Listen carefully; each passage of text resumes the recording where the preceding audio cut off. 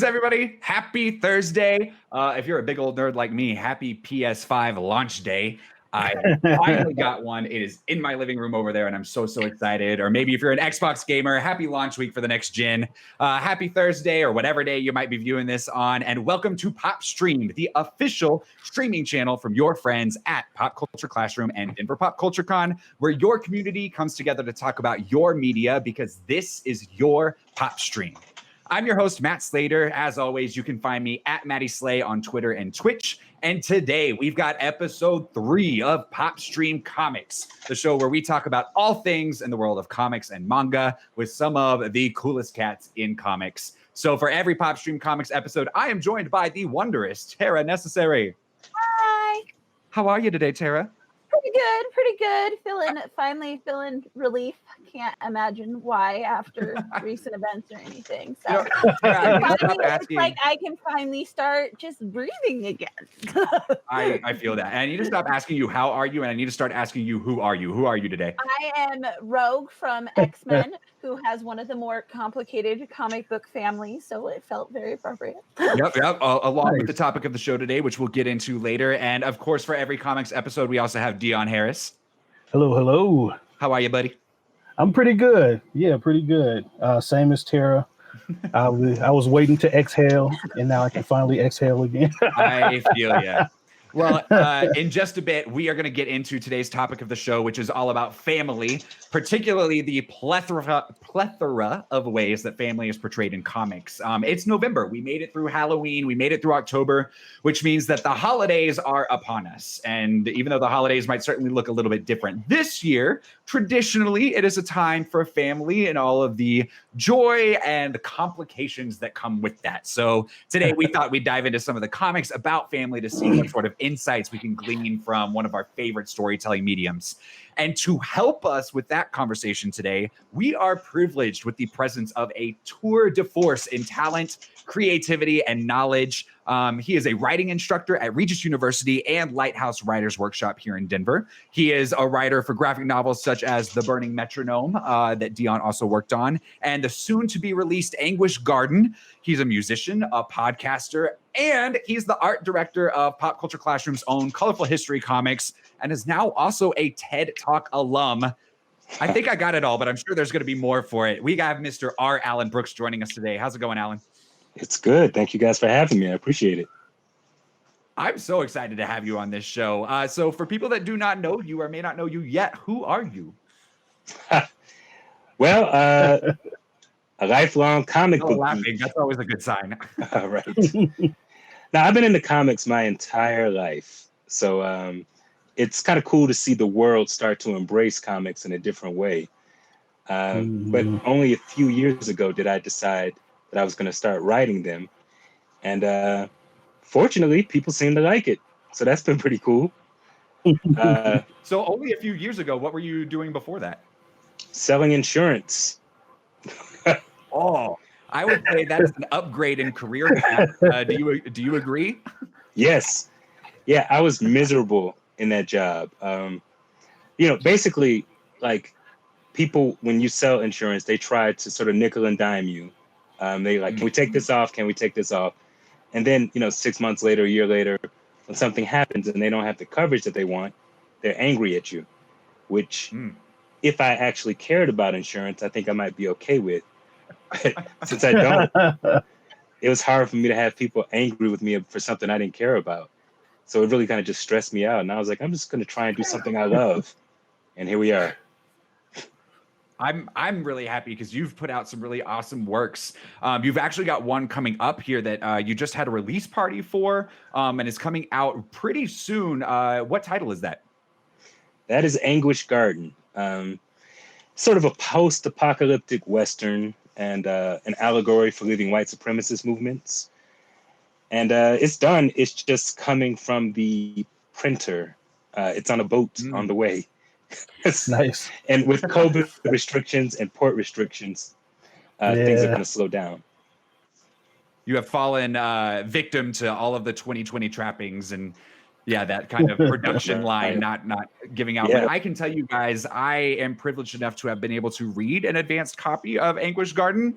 And when it gets here, you guys all need to make sure you go find it. And I'm sure we will talk a lot more about that as we go on today. But you also were just featured in a TED Talk. Is that right? Yeah. I did one about, it's called When the World is Burning, Is Art a Waste of Time? Because so much of my life, people have sort of made me feel like choosing to be an artist is vain or vapid, and especially when things get serious. And I started to really look at how important art has been in social change. And actually, in that TED Talk, there's illustrations done by Dion Harris. Yay! He's everywhere. Dion's everywhere, like, a man of many talents. Right. So yeah, Dion, how was it for you to do like the art in for this TED Talk? That was a new experience, I guess, right? It was cool. Yeah. It was. I mean, a lot of the stuff I had done before, because it's like I've drawn pictures of Alan before for like our old comics, which will remain nameless for now. But but no, it was a lot of fun. Yeah. One of my favorite drag queens just posted on Twitter. They were like, if you're not embarrassed about the things you were doing last year, then you're not growing. I really liked that. Yep. But yeah, it's cool because Dion, you were kind of drawing elements of Alan's life. And Alan, as someone who has an undergrad in theater and, had their degree in that, of course, there were many things you were speaking to in that TED Talk about race and things like that. But your message about art being so vitally important really resonated with me. So if you're listening out there, you got two jobs. You got to go find Alan's TED Talk. Where can they find that, Alan? It's on YouTube. So if you just put my name in, R. Alan Brooks, it'll come up. Our Alan Brooks TED Talk. It's amazing. And then make sure you look up Anguish Garden. Is that available for purchase right now? I know the book itself isn't here yet, but people can go find it where they can purchase it online, right? That's right. They can put it on my website. It is ralanwrites.com. Alan has 4 letters, ALAN, 4 letters more better. There you go. I like that. And we will remind all of you guys about that at the end of the show.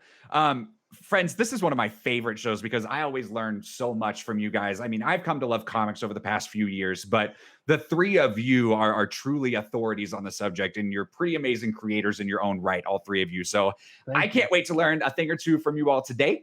But first, I want to tell all of you listeners and watchers out there a little bit about PopStream, especially if you're new here to the channel. Here's how things operate. Thank you for being here. But we are live with rotating shows every Thursday at 4 p.m. Mountain Time on PopStream's YouTube and Twitch channels, as well as the Facebook, Twitter, Twitch, and YouTube pages for Pop Culture Classroom and Denver Pop Culture Con. And if you're watching live, you get to be a part of the show by chatting with this beautiful cast, as well as the rest of the community on any of those platforms. All you got to do is put a little comment in the platform. So if you're watching right now, I can see how many people are watching. Make sure you say hi, say what's up. Get a conversation going with the other audience members or chime in on the conversation that we're going to be having here. We love your input, and it makes the show a more fun experience for all of us. But if you can't watch us live, that's cool. We still got you covered. You can catch this show and all of our other amazing PopStream content on demand on youtube.com/PopStream. You can even find our special horror themed event, PopScream, there. There's great content for horror fans, even though Halloween's over. And you can also find all of our regular content, as well as a small taste of PopScream on Apple Podcasts, Spotify, Stitcher, and Google Podcasts. All you have to do is search for PopStream. And even if you're watching or listening on demand, you can still be a part of the show. Don't feel left out. You can just email us at popstream@popcultureclassroom.org. You can give us your questions, your recommendations for future shows and guests, or give us your take on something that we're talking about here, and you can get your email read live on the show. But no matter where you're watching or listening, do us a really, really big favor. Give us a like, make sure you're subscribed, ring the bell for notifications, or give us a 5-star review. And if you really like us, you'll do all of that at youtube.com/PopStream. We appreciate and as many podcast services as you can. We appreciate all the views and listens, no matter where they come from, but that is where they make the biggest difference. So before we get into today's topic of the show, all about family, I always like to check in with you guys and see what are you reading right now, and do you recommend it for the people listening at home? Dion, I would love to start with you. Are you reading anything good right now, or reading anything bad? Yeah, actually, I am now reading a book. Come on. It's there somewhere. It is Steve Lichtman, Volume 2, by a couple of guys that were actually my art mentors. So check out Steve Lichtman, Volume 2 by Dan Warren and Dave Raposa. What's the pitch for that? So it's pretty bizarre. So it's basically this guy who's a lich. For any people who know Dungeons and Dragons, it's basically like an undead wizard, and it's all about his life and his struggles, which I'm sure have a lot to do with some of their childhood memories. So it's like a lich set in the D&D setting, but it's all told through a kind of 80s childhood memory kind of setting. So all of the monsters, they're talking about how adventurers keep coming to their home and like killing them and stuff like that. And there's a vampire in there who thinks he's like the coolest guy in the world. All he talks about is like hitting on women and stuff like that. There's a mind flayer who it's bizarre, but it's pretty funny. It's hilarious. So you guys should definitely check it out.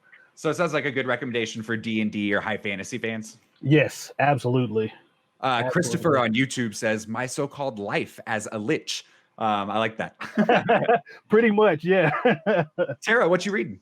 So my favorite manga, Tokyo Babylon Surprise, is getting an anime adaptation next year, which is nice, crazy because it came out in like 1991 and is very set in 1991, so everybody's kind of wondering what it's gonna be like, and because of people talking about it constantly, I decided to pick it up and start reading it again because I just found my volume 1 again. So volume 1 of how many? Well, so I have a 2-volume set, so it's volume 1 and volume 2. If you get them in like those are like the collector's edition. If you get them in regular size 1, I think they're 6. So it's actually it's a pretty short, straightforward series. I just get itchy whenever people start talking about certain manga, and I'm like, all right, 50 volumes, here we go. Yeah, pretty much. I did Naruto, and like Naruto gave me like, I will not have anything to do. If it's more than 10 volumes, I'm like, I bet it's a great story. Have fun with it. I'll watch the anime when it comes out. The anime is already out. So you said next year. Coming next year. Okay, cool. We'll see. It does have an old anime from the 90s, but it's what they used to call OAVs, which means they were like original anime videos, so kind of like straight to DVD kind of things. But it just has like, there's a big arching plot, and it's just like 2 Monster of the Week kind of episodes put in. So it's not that it's bad. It's just that it doesn't really have a lot to do with the overarching plot. Alan, between your podcasting and your teaching and your writing, are you reading anything good right now? I am reading Superman's Pal, Jimmy Olsen by Matt Fraction. And that book is crazy. Like, I love it. Like, it's so crazy. I think it's what it took for Matt Fraction to write a DC comic. It's a take on all of those 1960s Jimmy Olsen stories where he would randomly be turned into like a lizard or be thrown out into space. And then the next episode wouldn't remember that any of that had happened. And so it's kind of like that. He gets into a prank war with Batman. He actually steals the Batmobile's wheel. So that gives you an idea of what it's like. Nice. That sounds awesome. Yeah. Nice. Matt Fraction is amazing. I love his writing. He's amazing. Yeah, we're getting some love for that on YouTube as well. I'm starting to get to the point in my life where everything I'm reading is for this show or PopStream or something like that. So Alan, I just read, and Dion, I just read through The Burning Metronome, and I read through that preview copy of Anguish Garden. So really enjoyed both of those. And then Scout Comics is continuing to put out some things that I really enjoy. Issue 3 of It Eats What Feeds It just released a couple weeks ago, I think. I haven't gotten around to the 3rd issue yet, but it's sitting on, on my iPad ready to go. And I really, really can't wait. It's got beautiful obviously hand-drawn artwork, but it's got beautiful, like, it's almost a Disney-esque, anime-esque type art style, which is really, really cool. And it's essentially this young high school dropout has appeared at a giant Louisiana mansion, asking for a handyman. And he's like, oh, that sounds cool. And the woman who's employing him is beautiful and they're hooking up. But lo and behold, he has the task of sliding meat through an unknown slot in a door every night. And he doesn't know why. And she won't tell him why. So that's It Eats What Feeds It, by Scout, published by Scout Comics. So I would definitely recommend you guys checking that one out. That sounds cool. It's a lot of fun. It's beautiful artwork. Oh, so good. All right. Well, friends, like I said, we're in November. We're starting to get into that holiday season. You guys heard any holiday music out? Well, I guess we're not out and about too much yet, but that creeping in. Yep.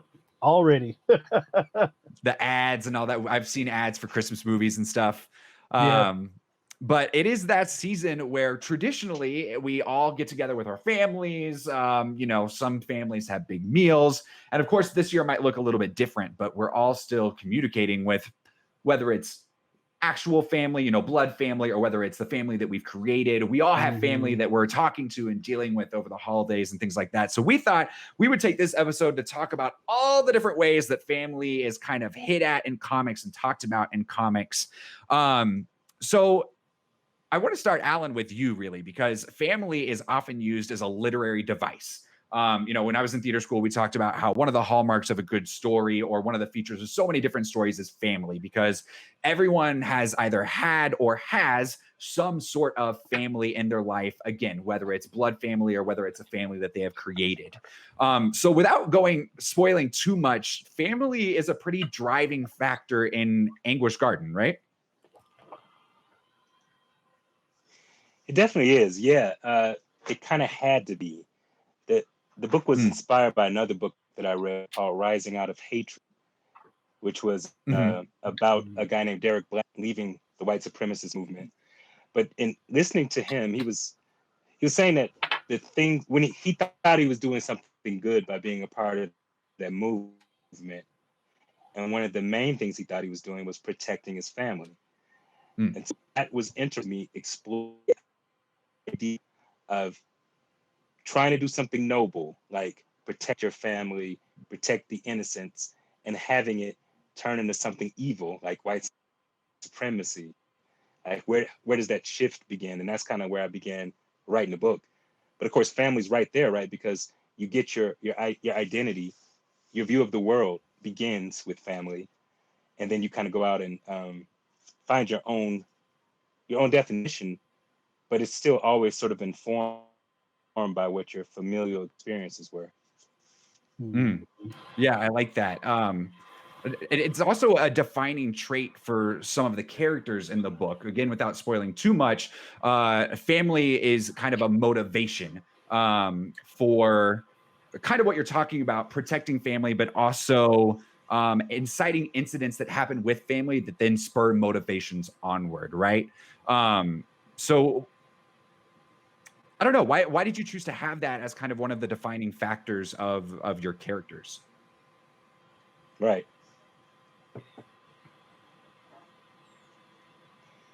Yeah, I think the things that we can all relate to, like when you're trying to create a character, you're trying to find what about that character can a reader identify with, and moreover, how can that character make your reader look at their own lives differently? Because of that, themes of family are very common. Like, so our original relationships with members of either sex are they happen in family. Most of our like sort of original hurts happen in family. Our original understanding of what authority is happens in family. So all of these things are there, and if you can figure out for a character where it began, then it casts a strong perspective on where they currently are in the story, which I think is true for us in our real lives, right? Like we figure out where we began, then we're like, oh, that's why I overreacted when somebody left the milk out overnight, whatever it is, Yeah, I love that. What about Tara and Dion? You guys are also your own comic producers and produce your own stories and like that. How much does family work its way into the things that you guys create? My current comic, Helion, is all about family. Both. So there's two main characters, a female and a male protag, and the female is a superhero whose powers come down the maternal line, but her mother died when she was 5, so she has it never got passed down to her. She just becomes a superhero and doesn't know what the heck's going on or anything like that. And she's also, her mother was Mexican and her father's just a clueless white guy. So she's also lost that whole cultural connection because her mother's family actually lives in Mexico. So that whole side, both the superpowers and the cultural, has just totally been lost. So that's part of what she's dealing with, is kind of at the same time both coming back into her life and figuring them out. And then the male protagonist has he has a father that left, and then a sister who also had an unexpected pregnancy. So he's very close to the females in his family. He's an uncle and loves it and is always babysitting. So his family is very important to him emotionally in traditional ways. And also he has a lot of distrust of male figures. He has a lot of distrust of wealth, because both of the people who left were wealthy people who left when things got rough. So that forms a lot of where his biases that he has to work through comes from. Yeah, nice. Dion, do you find any inspiration of writing about family, or like, does family work its way into your works at all? Oh, absolutely. So the book I'm working on one of the books I'm working on right now, Shotgun Roscoe. So the first 2 stories are all about family. Like, one of the characters, one of her main motivations is her father was a police officer who was grievously injured in the line of duty and not able to perform his duties anymore. And so she's constantly, trying to live up to not really his expectations, but more of his legacy, and trying to be like a strong, like powerful, force for justice. And actually, one of the other stories Alan wrote, but it's actually about a character who's kind of the exact opposite. Like, her mother was a really, really bad person. So it's all about her, like, finding her own like truth, and like leaving what her mother used to do, and finding her own place in the world. I don't want to give it away too many spoilers, but so family has a lot to do with the stories that I'm currently writing, and not just the family that you're born with, but also the family you choose. Right, definitely. And we'll kind of get into that a little bit later in the show, because I think that is such an important part of so many of the comic stories that we love. But if we have any aspiring creators that are listening or watching right now, I hope you're taking notes, because you're eating some real good stuff from these guys. But I want to kind of broaden this conversation out a little bit to, comics that we're familiar with, comics that we love, comics that we read or grew up reading. And I kind of want to stick with like blood family right now, like, those familiar relations. What are some of your favorite representations of blood-related family in comics? Either for their positive traits or maybe their more chaotic and negative traits. What do you guys think? What are some of your favorites? Saga.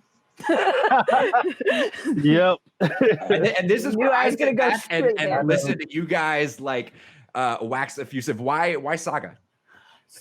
Saga is just such an in-depth understanding of what being a parent is like. I say that never having been a parent, but like being around children. I guess I should. Well, and I've been around children a lot.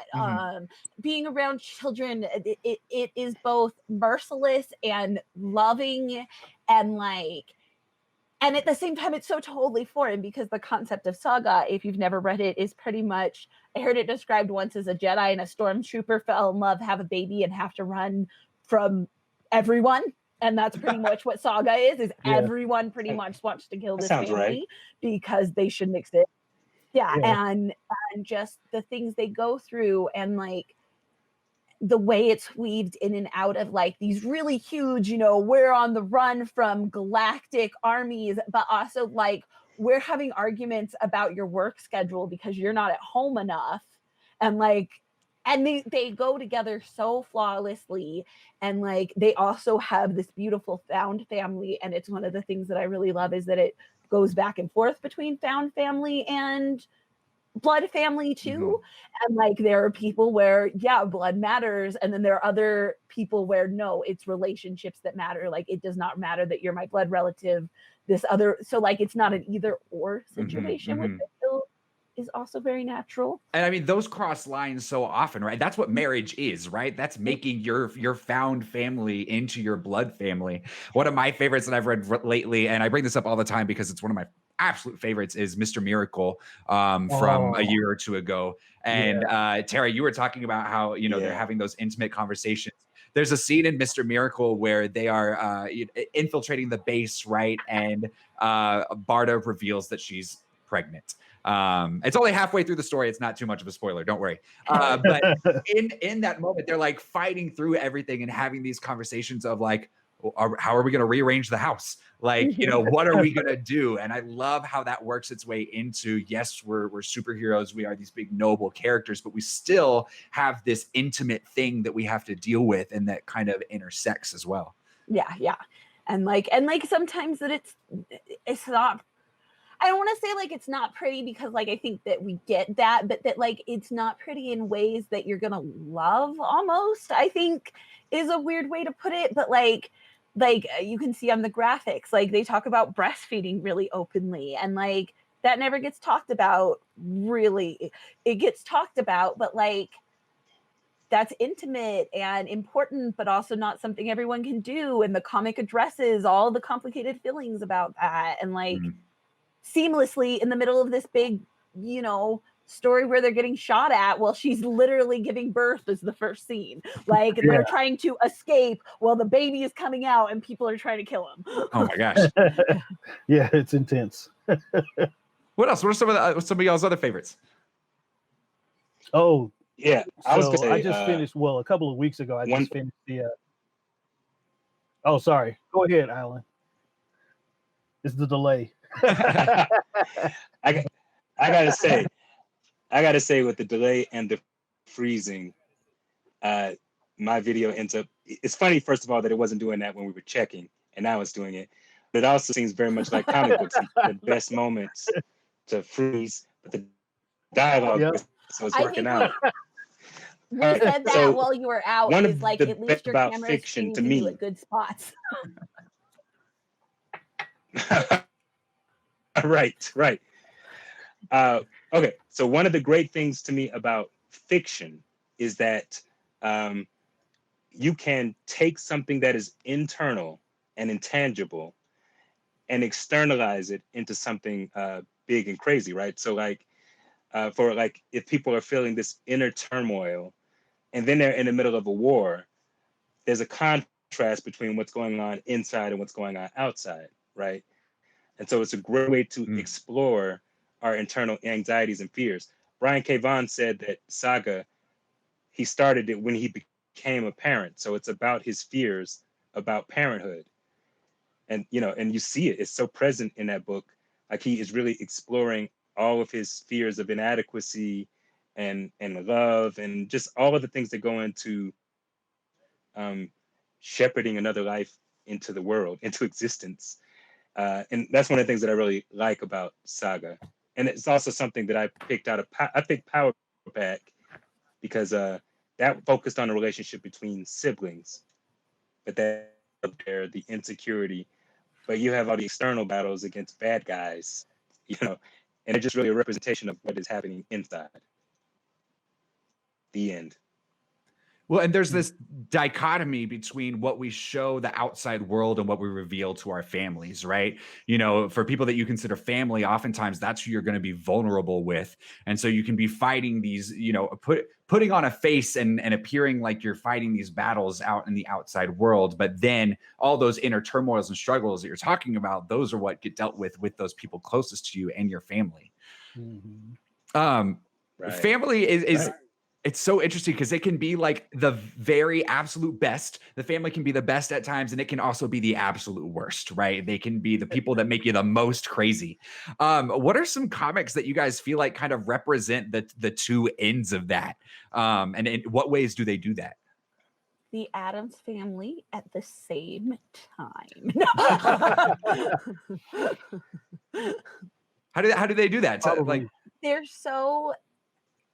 I read something that said that like they are not the weird ones. Everyone else is weird around them, and like they just love each other, and like you can feel how much they love each other, even as they're trying to guillotine each other or stab each other or whatever. Like there's so much love and respect there, especially between Gomez and Morticia. Like there's so much respect there and so much love for their family. That I think even when you go back to just the like one short panel comics from the New Yorker, I think. one of those. Someone can I think it was in the New Yorker. Like you can feel it so quickly. Like I like a whole different kind of comic, but like I think it gets across really quickly in those simple gestures that he would illustrate. What I love the Addams Family. I love that you bring that up because it's that normal versus abnormal, right? Abnormal is defined by what we consider to be normal. And for a lot of times for families can have their own normal, right? You have your own normal within that family unit, and you think that everything else outside of that is abnormal. But then other people can look at your family and be like, y'all are weird, right? I mean, they pump it up to 11, but how many of us have had a conversation where you just did not communicate because your family and the way you did things are so different that you just were like, all right, well, guess there they go. Yeah, it goes into our romantic relationships too. Like, oh, I have this, whether it's trauma or just past experiences or good experiences with my family that I'm then bringing into other people, but they may not receive that the same way because that was my normal, but it's not your normal. And we learned that very quickly. There's especially if you're the odd one out at Thanksgiving.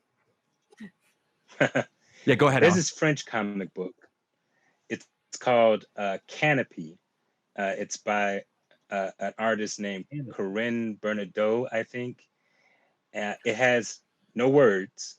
It's all just visual, but it talks about family trauma, and it talks about how that trauma leads into unhealthy relationships, and it does it all visually, and I think it's a brilliant, brilliant comic. So I do recommend that because it really does kind of examine the themes that we're talking about here.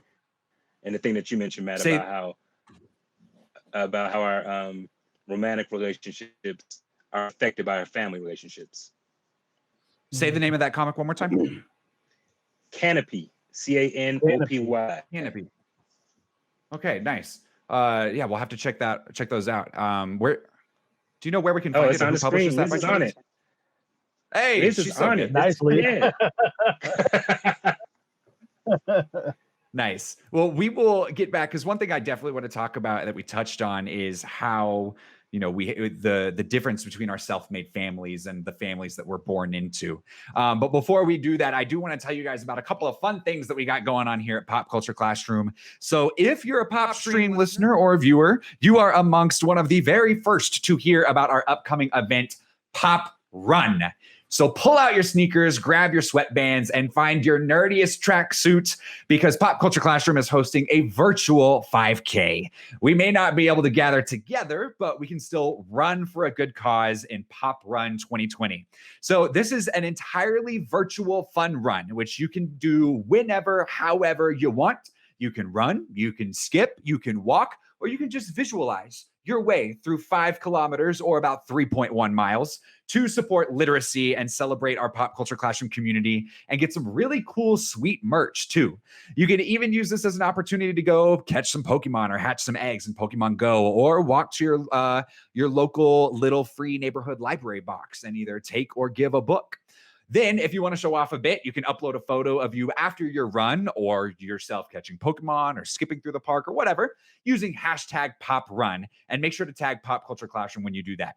So starting tomorrow, you can register at, I almost said youtube.com, and that is not correct. You can register at popcultureclassroom.org/PopRun. Registration packages start at $27 with options to add more of that sweet, sweet merch like stickers and socks and gaiters and beanies. You see some images of that coming across the screen. And I am not lying when I say I cannot wait to get my hands on one of those gaiters. I will be wearing it all the time.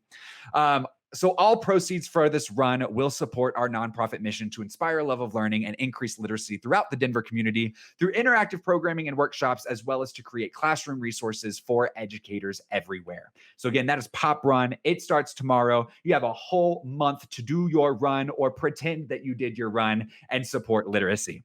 And speaking of some of those resources that we do here at Pop Culture Classroom, one of the many resources that we create is our own line of comic books called Colorful History.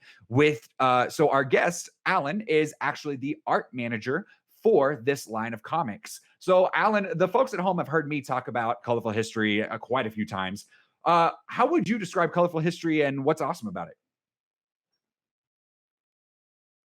Pop Culture Classroom, the website, and they're excited because their students engage with these comics in a better way, and they learn a lot. Even down to my girlfriend's son, she read the one about Nat Love that we did, and he was able to remember a lot more than when I tried to tell him about these historical figures. Right. And all of them were they were 2 pages at first, now they're 4 pages. So you get some cool stuff. So it's really fun. Yeah, and Dion and Tara have both contributed art to different issues of Colorful History. So it's all people, places, and events in Colorado and American history. Like Alan said, they are free to download, and they even come with teaching guides. So make sure that you go to popcultureclassroom.org/colorful history to check out all 62 issues. And again, they are all free to download. All right, friends. So back to family. So we know that sometimes we get to choose and make our own families. I mean, that's what, romantic relationships and marriage is all about. But even beyond that, we choose the people that we want to call our family, sometimes in addition to our blood relatives and sometimes to replace them for, different reasons. So what are your favorite examples of this in comics, and why do you like those examples? One Piece. One Piece is hands down my favorite example of, the family you're born with over the family you choose. Well, not over, just opposed to. Because the main character, Straw Hat Luffy, his brother, Fire Fist Ace, is like his idol. Like he looks up to this guy like so much. Those are some manga names if I've ever heard them. Yeah, I know, right? Fire Fist Ace, Straw Hat Luffy. But so he's like his idol, and I'm not giving away spoilers because it happens like relatively early in the series, like I'd guess around like episode 300 or 400 or something like that. Oh, relatively early. Yeah, exactly. For One Piece it is. But he dies around that time, and it's all about like the he goes around like putting together this pirate crew, and they're all like these extraordinary individuals who are like so like great at what they do, but he finds like this common ground. He like sees this like spark of like greatness in them, and he like adopts them into this kind of like family unit that he goes on to like accomplish these amazing feats and these amazing deeds with. But it's always about like becoming the most free that they can be, and like he sees this like quality in like all these other individuals, and he like draws these like powerful individuals to him. So One Piece is probably one of the greatest manga that I've ever read. And if you're into manga, then definitely check out One Piece, because it has elements of probably every manga that you've ever like seen incorporated into it. So I have not read One Piece. Would you say it's fair that when he kind of creates his team and his family, is he finding or seeking out people, or does he land on people that kind of complement his personality and his skills to kind of build out that family? Kind of. Yeah. He kind of is like finding like compliments to his, personality and his abilities, but it's more people that he sees like this spark of greatness in, and he sees like this spark of, I want to be the best at this one thing that I love doing. And he like incorporates that into his family. And it's not really about like complimenting him per se, because there's all sorts of like disagreements and stuff that go on. And if, in fact, like one of the greatest like episodes is where he really gets into it, like this hands like this drawn out battle with like literally one of the weakest members of the team, but he's so like passionate about his ideals that they fight like till the bitter end. So it's more about like these people that have like this strong passion for what they're doing, as opposed to like people that just compliment him. I feel, what other examples? X-Men. Absolutely. Yeah.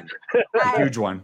And part of what I love about X-Men is how unapologetically soap opera it gets, because a lot of comic books do that, but X-Men's just like, no, this is this giant dysfunctional family, sometimes literally family, sometimes not, sometimes dating, like this huge stew of personalities that all care about each other way too much, and we're just gonna put them all in a pot and see what happens. And like that's some of where I think a lot of the best character interactions in X-Men come from, or just like watching these people who care desperately for each other, and who oftentimes are maybe not the most healthy people on Earth. Not at all. Relationships, just bounce off each other, and watching Wolverine trying to figure out how he keeps becoming everyone's dad, and watching Professor Xavier keep wondering how he's not everyone's dad, and you know, all of Mystique's many children that keep popping up, and Magneto's many children that keep popping up, and it's just this great mess, and like has been going on for so long. Like literally one of my favorite X-Men is Cyclops, and he is probably the worst person ever. Somebody had to like that person. Yeah, I know. Also has one of the most ridiculous literal like biologically related families, like when you get into Corsair, like he seems like this normal dude, and then it's like, oh no, actually his dad's a space pirate. I did not know that. His dad is a space pirate. Right. I was also going to say, in order for people to be in the X-Men, usually their mutant powers have alienated them from their families, right? So the beginning of their journey to the X-Men is being cut off from their families. And so X-Men really does become the surrogate family that we've been talking about. Yeah, and I like the reasoning for that. You know, I kind of mirror that to not everyone's experience, because I could never do that, but a lot of the LGBTQ community, especially in previous years when there was more or there was less acceptance amongst core family members that kind of all go and create their own family and, you know, create their own, I'm thinking of like Vogue houses and things like that, but, you know, create their own community there. One of the things that I love about X-Men too, that you brought up, and I think that X-Men does this and Umbrella Academy does this, but when you have a large family, the interesting dynamics that you get between individuals when you see them, you know, just as like 2 or 3 people together versus the dynamic that you get when you get all of them together. And I think that kind of, you know, mirrors things that happen when we have family reunions or when we talk about our extended family, and how they are like this, but then how they present themselves for everybody.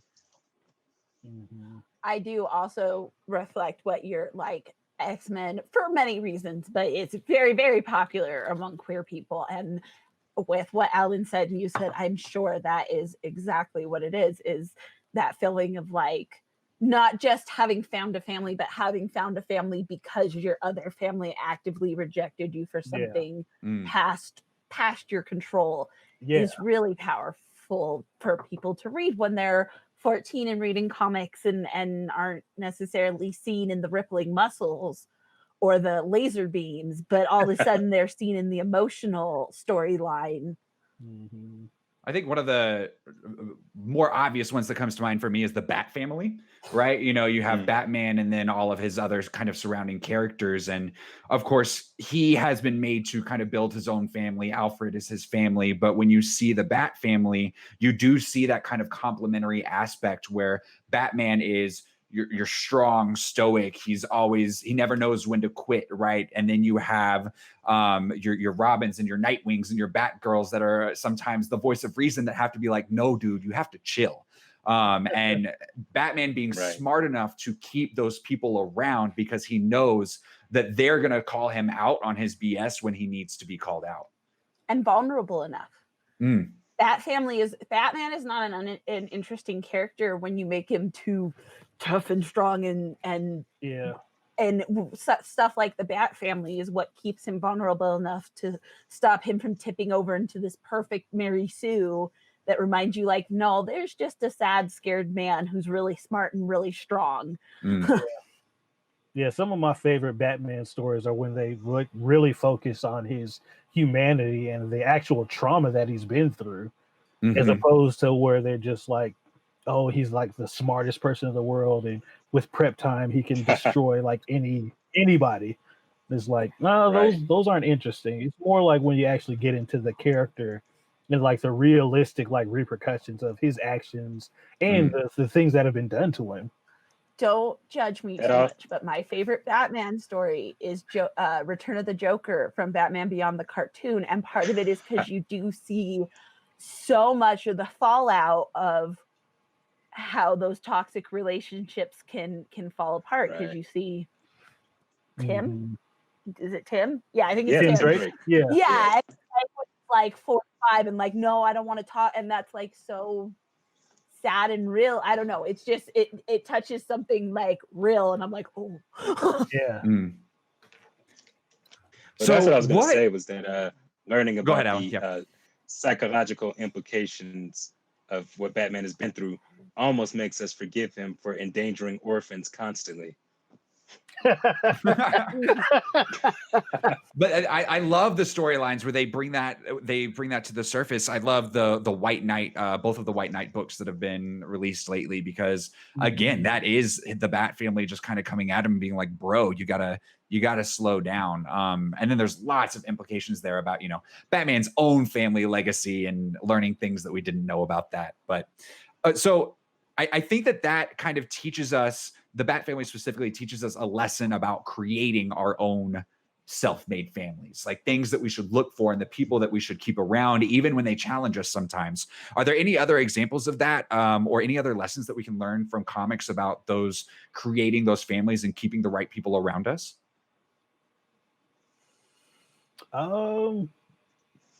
I mean, I'm going to go to my old school one. The first comic I read was ElfQuest, and it has the most insane family relationships, both made and pre-made. And that's a lot of it is they live in tribes. So it's literally who do you keep in your tribe to keep you alive? Like who becomes, and they also have an interesting, you mate with whoever is genetically balanced, so it creates all these kind of, but they're like all real chill about it usually, but like, so it'll create these kind of like long extended families, because like these two people fell in love, but then like he mated with this girl, and so like they're friends, and then these two have kids together, and these two have kids together, and the kids are almost siblings, and like these huge tribes of interrelated relationships. And I think that's a lot of the same thing that makes, you know, X-Men and stuff interesting, is all these different characters that you get to know and their interpersonal relationships and how much you really come to care for them. Because I mean, it's kind of I love it to death, but it's kind of an over the top, again, soap opera, cheesy comic, but that's what is so good about it. It's like, you want to know whether that person makes it because you care about them. Yeah. Shout out to Richard and Wendy Penny, because ElfQuest was my childhood. And also, yeah, like I say it's cheesy, but like it was one of the, like, you got diversity of you know, there's no like, oh, this is a high fantasy, so it's all skinny, beautiful white people. They're like, nope, They look like Yep. everything, Yep. including weird bat people. Just don't even worry about it.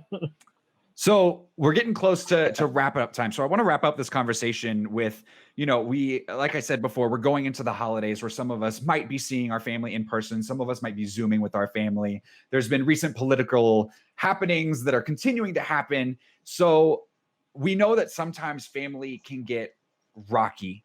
What are some lessons that we can learn from comics, or what are some things that we can take away from comics to kind of help us deal with our own family, with the myriad of joys and complications that can come with that? That's a good If question. the Bat family can get along long enough to solve crime, you can make it through Thanksgiving dinner. I like that. That's a good one. Yeah, I'm specifically thinking, like, are there ways that they talk to or interact with their family, or ways that sometimes they have to say, we'll chat later, and leave and come back? If there's any examples of that we can kind of learn from in comics. I'm going to go back to One Piece and just say that love conquers all. Like, no matter like what sort of differences you might have. Cheesy but true. Yeah. Like, no matter what sort of differences you might have with your family members, it's like, like their heart, like what their values are. And if they might not like agree with you, like in a certain instance, you still know that like their heart is in the right place. So I guess just like have conversations and like figure out like what aspects of this thing that they believe are actually aspects that are super important to them. Because like with this whole like political environment, it's like there's so many different things going on that you have to be like specific. Specificity is so important in the world that we live in today. So just talk to your family, man. Like figure out like what things they actually hold dear to them, and what things that you might just be associating with them because of this like group core system of beliefs that you associate with everybody that believes what they believe in. Yeah, I'll kind of piggyback off of that. Where did my books go? I had a whole bunch of books with me. Here it is. One of the first graphic novels that I ever read was Fun Home. And one of the interesting things about Fun Home is that, and it's been probably 10 years since I've read this, so forgive me if I get some of the specifics wrong, but the protagonist and the writer is a lesbian in the book, and she learns that her dad has been leading a secret life as a gay man. And I think it really illustrates that we have all these, even about family. We talked earlier that family, we are the tightest, and that's often where you reveal the most of yourself to, and your innermost secrets. But even here, she finds out that family still has secrets. Family still keeps secrets. And sometimes when we don't connect with those family members, whether they're blood relatives or family that we've made, they might have something going on that we just don't know about, right? And taking that into account when having a little bit of grace with our family members. And that's something that I definitely took from that book. I also think, like we talked about, like X-Men and stuff, and you probably don't have any situations as dramatic as like, grandma's a supervillain, but I also want you to keep in mind, for yourself. like, it's okay. I mean, hopefully, but that's what I was about to say. It's okay. Like, you aren't a bad person if that person is someone that you have to not have around in your life like that. If they're always trying to come and destroy your world, even if they're not trying to destroy the world, even if you still love them, it can be okay to say like, no, Magneto, you don't get to come to Thanksgiving dinner anymore. Oh, yeah. And like, That brings I think that's another one that we didn't even talk about. Sorry. Yeah. Runaways. I love that though, Tara. Yeah, Runaways, go for it. Yep. I actually Runaways. thought about Yeah, that. that's another. Runaways. Yeah. When you were saying that, Tara, it made me think about that. Runaways, where like these are the children of supervillains, for people who don't know. Yeah, who are trying to escape the toxic setting that is set by their parents. Other things I wanted to say was that I feel like art at its best allows us a way to grab onto something that we could not grab onto before. make it tangible so we could wrestle with it, right? So like, this isn't art, but like the term microaggression, when we didn't have a word for it, it was hard to know what it was. But now we have a word for it. We can talk about it. We can deal with it. We can build community around people who've been affected by it. And so that's kind of what comics can do. So when you see yourself in comics, you see your own experience somehow parallels in the comic. One, makes you feel recognized, but two, it allows you to see into other people's worlds. So, I will not know what it is like to grow up as a white woman, but reading a comic by a white woman talking about her experience gives me some understanding. Same with like trans creators, just all these different and that to me is what comics do for dealing with family. Is it allows me to see somebody else's perspective and experience and what made them into who they are, and gives me a little more compassion. But I do want to balance that with what Tara is saying, that when somebody is just dedicated to your destruction, then it's okay to get away. Yeah. One of at Pop Culture Classroom, that's one of the things we talk about when we give professional developments to schools and things like that, is that the representation in comics can be so powerful.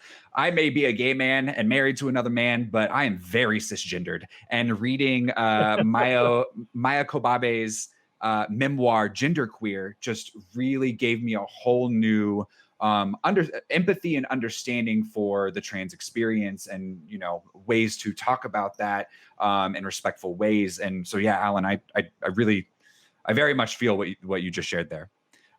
We also have on our chat, one of our Twitch viewers says, the people in my tribe keep me alive. So I feel that, referencing something we were talking about earlier.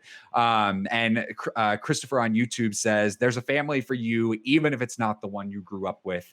Absolutely. And I think that comics illustrate that in so many different ways. And if you are out there and you're feeling like the family you grew up with maybe isn't the one for you, I don't want you to feel discouraged. I want you to go out there and find your family, find your tribe, find those people that are going to be there for you, and create your own family. And there's a lot of great comics out there that can really help you figure out how to navigate that and give you some good perspective on that. Well, friends, with that, I hope everyone out there has a fantastic holiday if you're seeing your family in person, if you're seeing your family on Zoom, or if you're saying, I need a break from you, family, either way, I hope that you have a really great holiday out there with your made family or your blood family. Alan, thank you again so much for being on our show today. You're doing so much, and you're in very, very high demand out there. So one more time, where can we find your stuff, and what should we be looking for?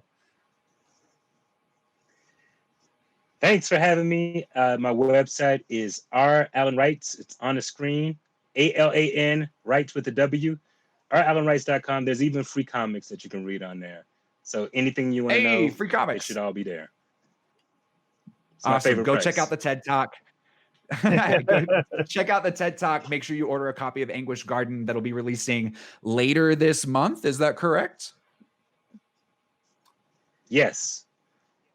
Yes. When they arrive on the boat, that's when you'll get them. Yes.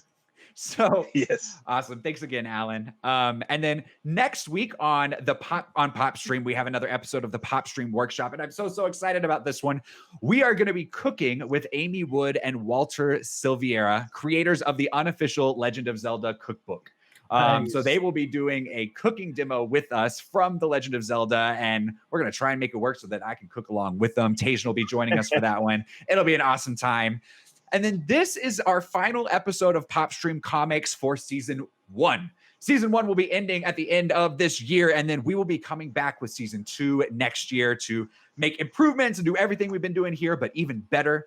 But the whole PopStream family, so the AV Comics cast, the AV Club cast, the Comics cast, myself and Tajan will be getting together for a little Season 1 finale. It's going to be a great time. That'll be on December 17th. So make sure you're looking out for those. And of course, again, you can find all of our previous content on youtube.com/PopStream and on podcast services. And if you enjoyed this content, you like what Pop Culture Classroom does, again, make sure you give us a like, subscribe to the PopStream YouTube channel and podcast channels, ring the bell to know whenever we have a new stream, and we have new content on demand. And of course, share with your friends so that we can really make this the best pop culture fan community on the internet. Thank you to all of our people who are joining us in the chat today. We really appreciate you.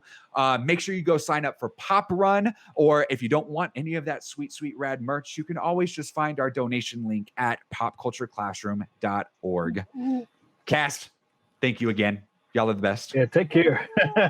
To all of Take you watching care, and everyone. listening out there, stay safe, stay healthy, stay home as much as you can, especially if you're here in the Denver area. And now go love each other. Take care of yourselves. Mwah.